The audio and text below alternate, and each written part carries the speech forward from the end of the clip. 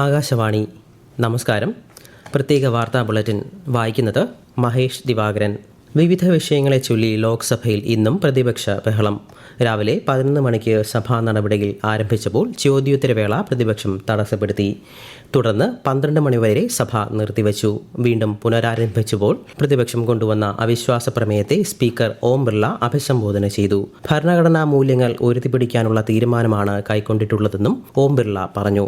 ധനമന്ത്രി നിർമ്മല സീതാരാമൻ 2026 ധനവിനിയോഗ ബിൽ ഇന്ന് ലോക്സഭയിൽ അവതരിപ്പിക്കും. രാജ്യസഭയിൽ ഗ്രാമവികസന മന്ത്രാലയത്തിന്റെ പ്രവർത്തനത്തെക്കുറിച്ചുള്ള ചർച്ചകൾ പുരോഗമിക്കുകയാണ്. 2 ദിവസത്തെ സന്ദർശനത്തിനായി പ്രധാനമന്ത്രി നരേന്ദ്രമോദി നാളെ അസമിലെത്തും. കൊക്രാജാറിൽ ബോഡോ ടെറിട്ടോറിയൽ മേഖലയിൽ റെയിൽവേ കോച്ച് റിപ്പയറിംഗ് ഫാക്ടറിയുടെയും 6 പാലങ്ങളുടെയും 3 പുതിയ റെയിൽവേ സർവീസുകളുടെയും ഉദ്ഘാടനം പ്രധാനമന്ത്രി നിർവഹിക്കും. തുടർന്ന് പൊതുയോഗത്തെ പ്രധാനമന്ത്രി അഭിസംബോധന ചെയ്യും. ഗുവാഹത്തിയിൽ 150 മെഗാവാട്ട് കൊപ്പിലി ജലവൈദ്യുത പദ്ധതി പ്രധാനമന്ത്രി നാടിനായി സമർപ്പിക്കും. പ്രധാനമന്ത്രി കിസാൻ സമ്മാൻ നിധിയുടെ 22ാം ഗഡു നാളെ അസമിലെ ഗുവാഹത്തിയിൽ പ്രധാനമന്ത്രി നരേന്ദ്രമോദി വിതരണം ചെയ്യുമെന്ന് കേന്ദ്രമന്ത്രി ശിവരാജ് സിംഗ് ചൗഹാൻ. 9.32 കോടി കർഷകർക്ക് ഇതിന്റെ പ്രയോജനം ലഭിക്കുമെന്നും അദ്ദേഹം ന്യൂഡൽഹിയിൽ മാധ്യമങ്ങളോട് പറഞ്ഞു. ഇസ്രയേലും ഹിസ്ബുള്ളയും രൂക്ഷമായി ഏറ്റുമുട്ടുന്ന ലബനനിൽ UN സമാധാന സേനാംഗങ്ങളുടെ സുരക്ഷ ഉറപ്പാക്കണമെന്ന് ഇന്ത്യ ആവശ്യപ്പെട്ടു. സമാധാന സേനാംഗങ്ങൾ ഒരു തരത്തിലുമുള്ള ആക്രമണത്തിനോ ഭീഷണിക്കോ ഇരയാകരുതെന്നും അന്താരാഷ്ട്ര നിയമങ്ങൾക്കനുസൃതമായി സുരക്ഷ ഉറപ്പാക്കണമെന്നും ഇന്ത്യയടക്കം 30 രാജ്യങ്ങൾ സംയുക്ത പ്രസ്താവനയിൽ പറഞ്ഞു. കഴിഞ്ഞയാഴ്ച തെക്കൻ ലബനനിൽ കനത്ത വെടിവയ്പിൽ 3 ഘാന സമാധാന സേനാംഗങ്ങൾക്ക് പരിക്കേറ്റിരുന്നു. പശ്ചിമേഷ്യൻ സംഘർഷം കണക്കിലെടുത്ത് ലബനൻ, ഖത്തർ എന്നിവിടങ്ങളിൽ നിന്ന് പൗരന്മാരെ മടക്കി അയച്ചതായി ഇന്ത്യൻ എംബസി.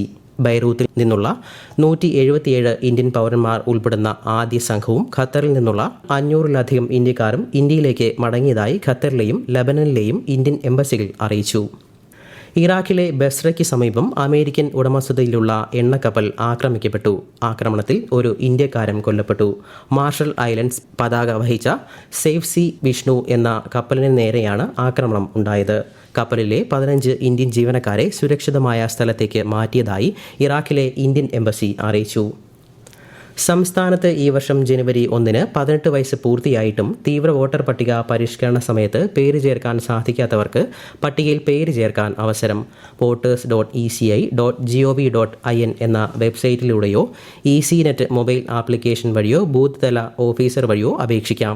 നാമനിർദ്ദേശ പത്രിക സമർപ്പിക്കാനുള്ള അവസാന തീയതി വരെ പേര് ചേർക്കാവുന്നതാണ്.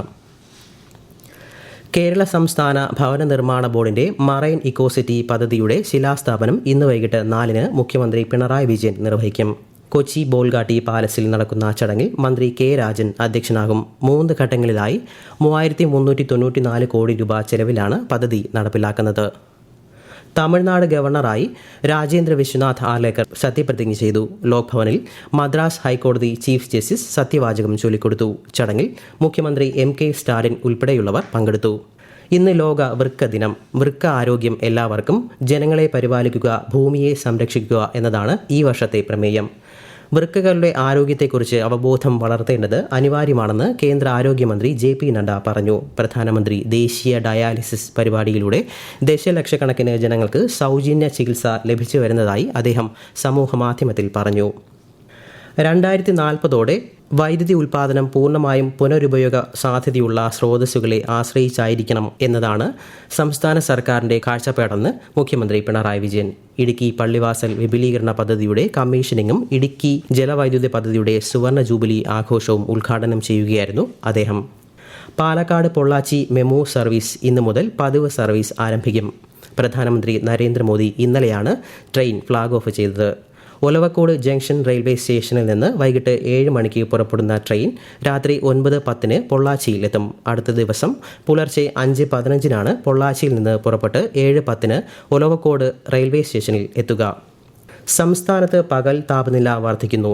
ഇതോടൊപ്പം അൾട്രാവയലറ്റ് സൂചിക ഉയരുന്നതിന്റെ പശ്ചാത്തലത്തിൽ ജനങ്ങൾ ജാഗ്രത പാലിക്കണമെന്ന് സംസ്ഥാന ദുരന്ത നിവാരണ അതോറിറ്റി അറിയിച്ചു. പ്രത്യേക വാർത്താ ബുള്ളറ്റിൻ കഴിഞ്ഞു. അടുത്ത വാർത്താ പ്രക്ഷേപണം വൈകുന്നേരം 6:30.